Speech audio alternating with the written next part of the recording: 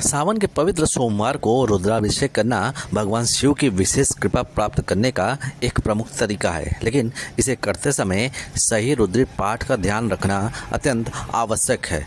काशी के प्रसिद्ध ज्योतिषाचार्य पंडित संजय उपाध्याय ने बताया कि यदि रुद्राभिषेक के दौरान सही पाठ सही ढंग से नहीं किया जाता तो भगवान शिव नाराज हो सकते हैं और इसके दुष्परिणाम भुगतने पड़ सकते हैं।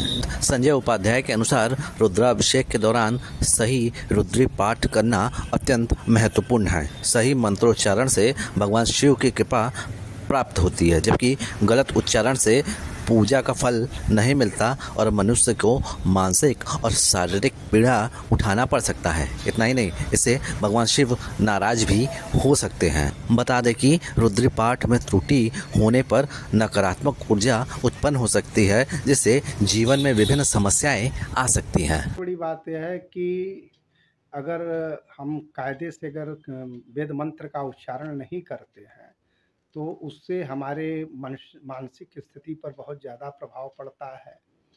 हमारे ऊपर उसका बुरा प्रभाव पड़ सकता है। जो भी प्रक्रिया हम कर रहे हैं वह उलट सकता है। अगर अच्छे कार्य के लिए कर रहे हैं तो वह कार्य अच्छा न होकर के बुरा हो जाएगा। बीमारी आ सकती है, स्वास्थ्य खराब हो सकता है।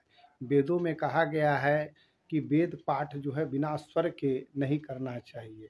हस्तस्वर अगर भ्रष्ट हो और मुखस्वर अगर भ्रष्ट हो, हस्तस्वर और मुखस्वर दोनों, तो मुख से सही उच्चारण होना चाहिए। कहाँ पर हर्ष है, कहाँ पर दीर्घ है। और हस्तस्वर में 3 स्वर जो विशेष है, उदात्त, अनुदात्त, स्वरित है और प्लुत भी है। कहीं कहीं ये स्वर जो आते हैं, तो अगर इन स्वरों का अगर हम सही तरीके से ध्यान नहीं देंगे तो हस्तस्वरों मुखस्वर अगर भ्रष्ट हो तो वेद पढ़ने का फल जो है हमको नहीं मिलता है। इस पर विशेष करके हमको पालन करना चाहिए। तो पहली बात, मुख स्वर हमारा वेद मंत्र का उच्चारण सही होना चाहिए। जैसे पहला मंत्र अगर है गणानान्त्वा गणपति गुंघवामहे प्रियाणान्त्वा प्रियपति गुंघवामहे निधीनान्त्वा निधिपति गुंघवामहे वसो मम आहम जानि गर्भधमात्वं जासि गर्भधाम। ये मुखस्वर हो गया। अब इसी में नीचे पाई रहती है, ऊपर पाई रहती है, कहीं पर पाई नहीं रहती है, तो इसी को उदात्त, अनुदात्त और स्वरित और हाथों के द्वारा उन स्वरों का प्रदर्शन किया जाता है, जिससे हमें पता चलता है कि स्वर कैसा लग रहा है। अगर स्वर दोनों स्वरों से अगर भ्रष्ट है तो वेद पढ़ने का फल जो है नहीं मिलता है। जय विश्व।